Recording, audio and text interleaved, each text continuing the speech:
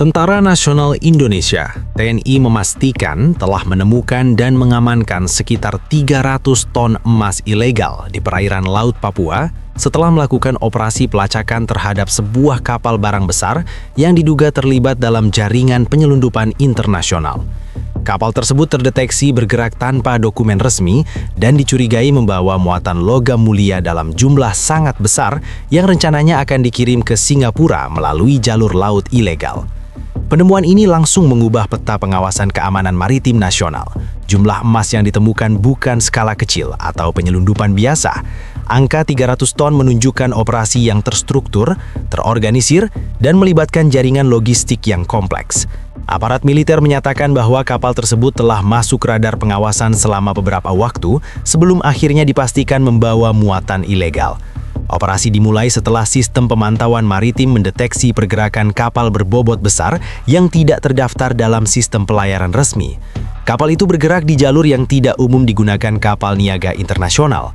Kejanggalan semakin terlihat ketika sinyal identifikasi otomatis kapal, AIS, sempat menghilang beberapa kali di tengah laut, sebuah pola yang kerap digunakan dalam praktik penyelundupan. TNI kemudian mengerahkan unsur patroli laut dan udara untuk melakukan identifikasi visual serta pengintaian jarak jauh. Setelah memastikan target sesuai dengan data intelijen, pasukan laut melakukan manuver pengejaran dan penghentian paksa di wilayah yurisdiksi Indonesia.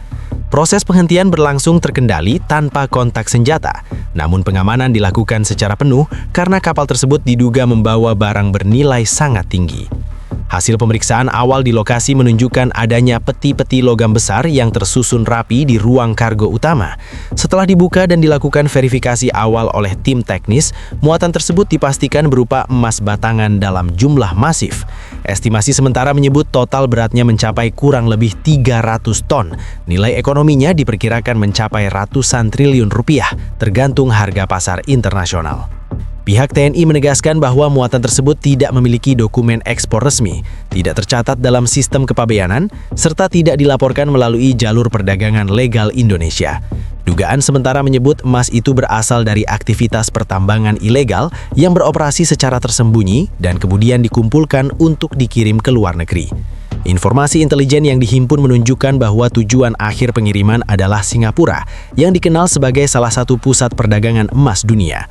Jalur laut dipilih karena dinilai lebih minim pengawasan dibanding jalur udara untuk muatan dalam skala besar, meskipun tetap beresiko tinggi.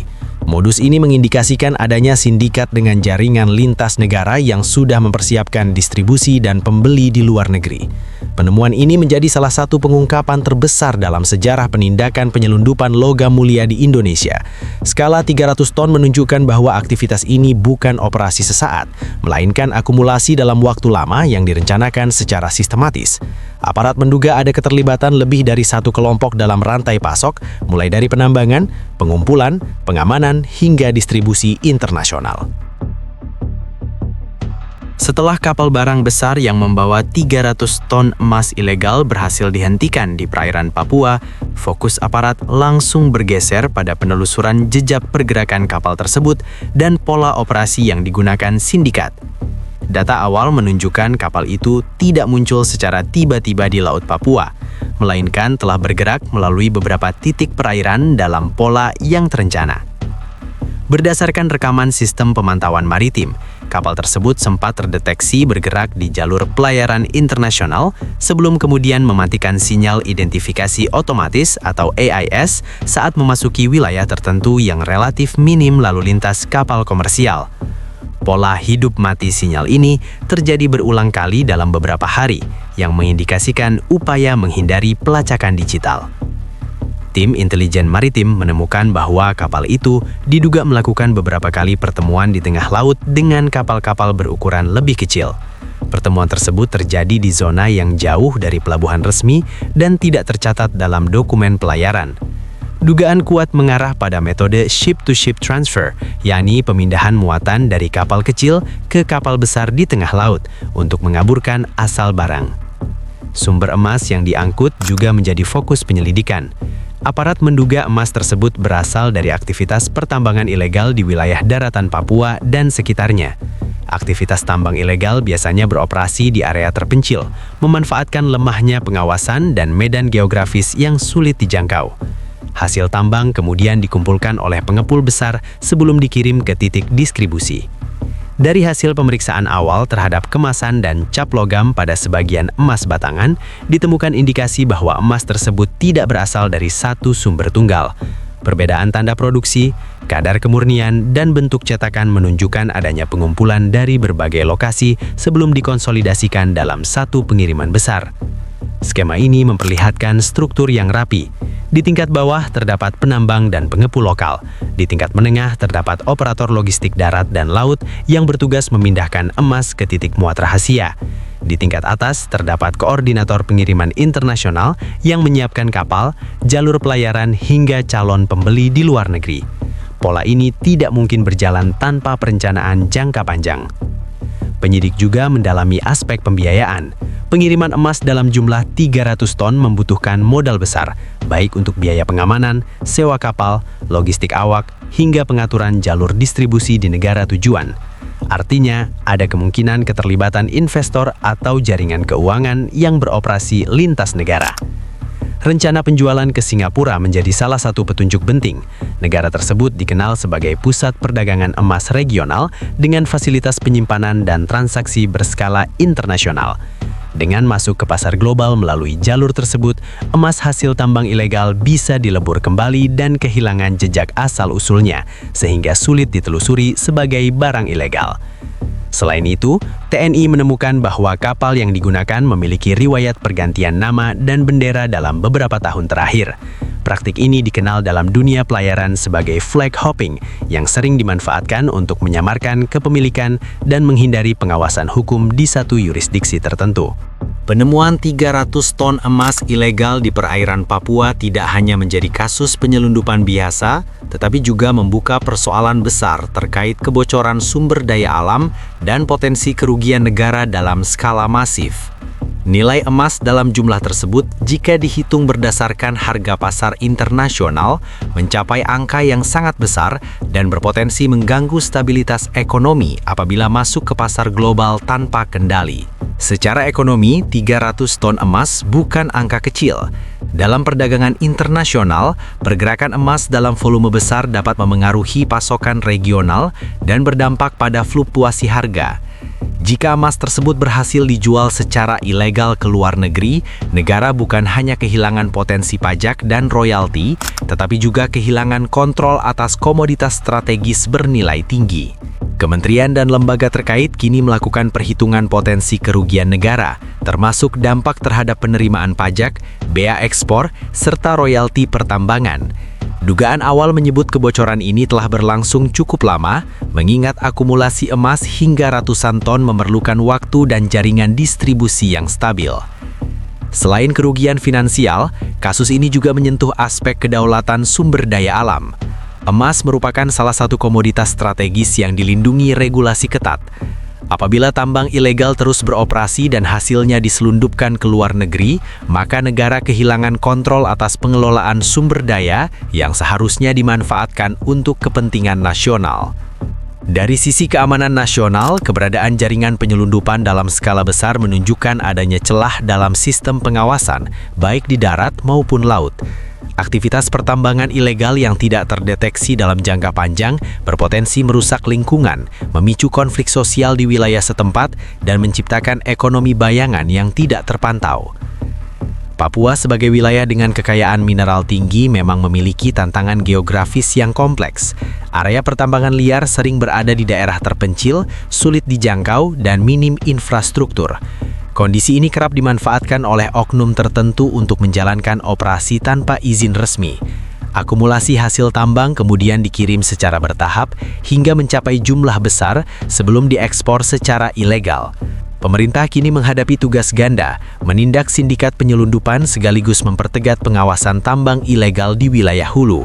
Tanpa penanganan menyeluruh dari sumber awal, potensi kebocoran serupa dapat terulang dengan metode berbeda.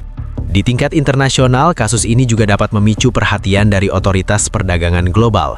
Negara tujuan seperti Singapura memiliki sistem perdagangan emas yang ketat. Namun apabila emas ilegal berhasil masuk dan dilebur, asal-usulnya bisa sulit dilacak. Oleh karena itu, koordinasi lintas negara menjadi krusial untuk mencegah pencucian komoditas hasil tambang ilegal. Dari sisi perbankan dan sistem keuangan, transaksi emas dalam jumlah besar biasanya melibatkan mekanisme pembayaran kompleks. Aparat kini menelusuri kemungkinan penggunaan rekening luar negeri, perusahaan cangkang, atau skema transfer dana berlapis untuk menyamarkan aliran uang hasil penjualan emas ilegal tersebut. Setelah keberhasilan TNI mengamankan kapal barang besar yang membawa 300 ton emas ilegal di perairan Papua, tahap berikutnya adalah operasi penegakan hukum dan investigasi menyeluruh terhadap jaringan penyelundupan. Operasi ini tidak hanya melibatkan aparat militer, tetapi juga kepolisian, lembaga intelijen, dan instansi terkait untuk memastikan seluruh pihak yang terlibat dapat diidentifikasi dan diproses secara hukum. Segera setelah kapal diamankan, seluruh awak kapal ditahan untuk pemeriksaan intensif. Identitas, kewarganegaraan, serta peran masing-masing individu menjadi fokus utama. Aparat melakukan interogasi untuk mengungkap struktur organisasi sindikat, mulai dari penambang di hulu hingga pengendali logistik dan calon pembeli di luar negeri. Hasil sementara menunjukkan bahwa jaringan ini sangat terstruktur, dengan pembagian tugas yang jelas dan prosedur keamanan internal yang ketat. Dalam investigasi awal, ditemukan bahwa kapal yang digunakan memiliki sejarah panjang pergantian nama dan bendera, praktek yang dikenal sebagai flag hopping dalam dunia pelayaran internasional. Hal ini sengaja dilakukan untuk menyamarkan kepemilikan kapal dan menghindari pengawasan hukum di berbagai yurisdiksi. Dugaan sementara menyebut kapal ini telah digunakan dalam beberapa pengiriman ilegal sebelumnya, meski jumlah muatannya tidak sebesar kali ini. Selain awak kapal, aparat juga menelusuri dokumen dan catatan digital yang ditemukan di kapal. Manifest muatan resmi menunjukkan isi kargo berupa bahan industri, namun kenyataannya ruang kargo dipenuhi peti logam berisi emas batangan. Ketidaksesuaian ini menegaskan adanya pemalsuan dokumen dan modus operandi yang disengaja untuk menutupi keaslian muatan. Pemeriksaan lebih lanjut dilakukan pada sistem komunikasi kapal, termasuk catatan GPS, log perjalanan, serta sinyal AIS yang dimatikan beberapa kali saat memasuki wilayah rawan. Semua data ini menjadi kunci untuk menelusuri titik awal pengiriman serta jalur yang ditempuh sebelum akhirnya berhenti di Laut Papua. Dari hasil analisis awal, diduga emas tersebut berasal dari beberapa tambang ilegal di daratan Papua dan sekitarnya. Peti-peti emas yang dikemas menunjukkan perbedaan tanda produksi, kadar kemurnian, dan bentuk cetakan. Hal ini menandakan bahwa muatan bukan berasal dari satu lokasi, melainkan hasil konsolidasi dari berbagai sumber. Pengumpulan massal ini mengindikasikan adanya koordinator pusat yang mengatur seluruh rantai distribusi. Operasi penegakan hukum juga mencakup penyelidikan lintas negara. Mengingat tujuan akhir pengiriman adalah Singapura, aparat bekerja sama dengan otoritas kepabeanan dan intelijen negara tujuan. Tujuannya adalah memastikan bahwa jalur distribusi internasional dapat diputus dan transaksi emas ilegal tidak berhasil masuk ke pasar global. Aparat menelusuri kemungkinan penggunaan rekening bank luar negeri, perusahaan cangkang, atau mekanisme transfer dana berlapis untuk menyamarkan aliran uang dari penjualan emas. Selain aspek hukum dan finansial, aparat juga menekankan keamanan lingkungan. Penambangan ilegal yang menjadi sumber emas ini biasanya menggunakan metode berbahaya yang merusak ekosistem, termasuk penggunaan bahan kimia beracun dan penggalian tanpa standar keselamatan. Oleh karena itu, investigasi lapangan dilakukan untuk memastikan bahwa lokasi tambang ilegal dapat ditindak secara hukum, sekaligus meminimalkan dampak ekologis jangka panjang. Dalam proses investigasi, ditemukan pula bahwa sindikat ini memanfaatkan jalur laut yang minim pengawasan dan dermaga tidak resmi untuk memuat muatan. Pola operasi ini menunjukkan tingkat perencanaan yang tinggi dan kemampuan untuk memanfaatkan celah pengawasan administratif maupun geografi wilayah. TNI menegaskan bahwa penindakan tidak akan berhenti hanya pada kapal yang diamankan, tetapi juga pada titik-titik hulu yang memungkinkan sindikat melanjutkan operasi serupa.